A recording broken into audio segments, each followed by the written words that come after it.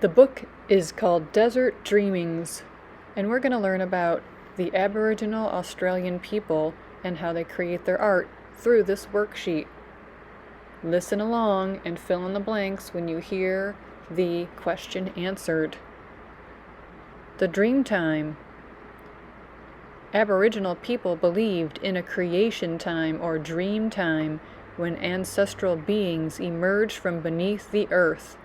They resembled plants and animals and were part human.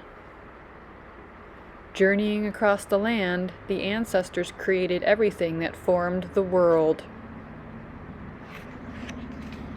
In the beginning, the Aboriginals' nomadic way of life and the extremes of the desert climate made it unlikely that much of their art would be saved. Designs quickly wore off of rocks. Body paint was washed away.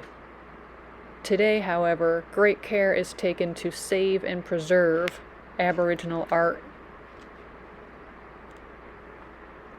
In the desert areas of Australia, the designs of rock painting are similar to those in rock engraving. The Aboriginal artists use natural pigments, white from gypsum or clay, red and yellow ochres from the earth, rocks and stones, and black from charcoal, like when you have a fire pit, what's left over on the burnt logs.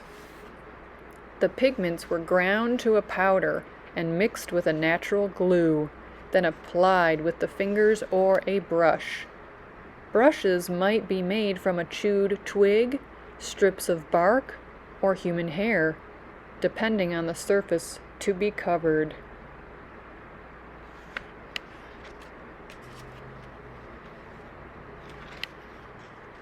A hidden message. Aboriginal art uses traditional symbols which can be read in many ways.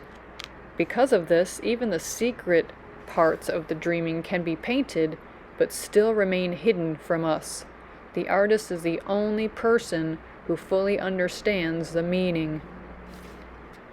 You'll see some symbols that they use in dot painting when you work on your dot painting today in art. Only a few of their meanings are given. They have many different interpretations.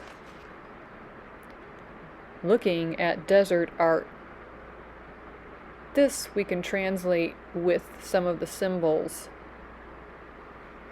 There's dots used in Aboriginal art. It comes from rock painting, body painting, and sand drawings. The colored patterns of dots create three-dimensional pictures full of life and movement. Dots may represent the landscape, as seen from a high point like the top of a mountain or a hill from the air, and it shows the countryside. Stories of the dream time. The stories of the ancestors' journeys tell about the landscape, animals, social laws and customs, and religious beliefs. This is Australia in some of the landscape, and each group with its own territory. The features of the landscape and sacred sites created by the mythical ancestors are important in everyday life.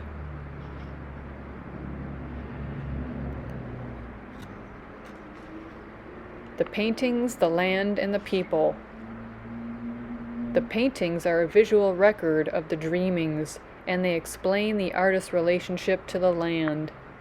In the mind of an artist, the land is mapped out with dreaming trails and the features created by the mythical ancestors.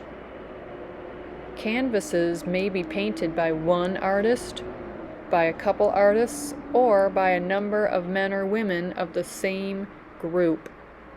The artists, as they paint, sing the stories which explain the meanings of the symbols they are using. Here are a group of people working on one painting on a canvas.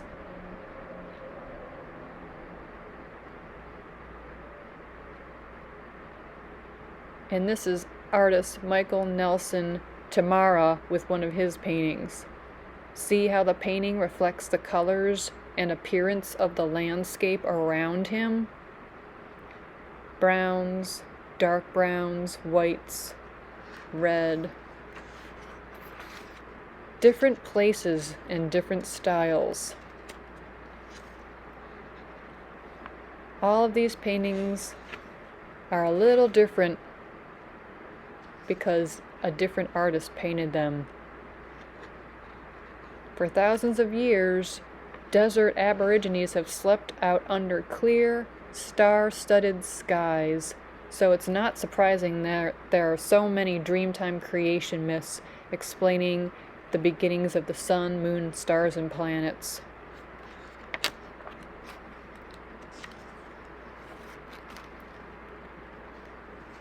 Desert art in the city.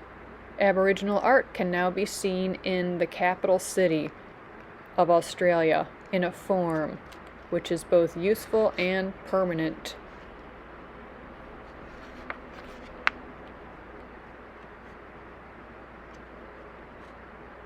There's beautiful and useful objects. They're used every day, but now some of these are available for sale. In recent times, Aboriginal art has become accessible to all Australians. Their designs have become popular.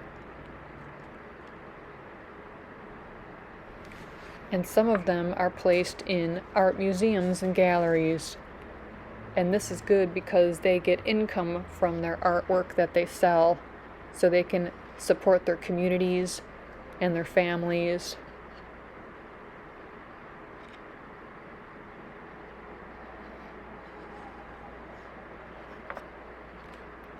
Aboriginal art reaches the world.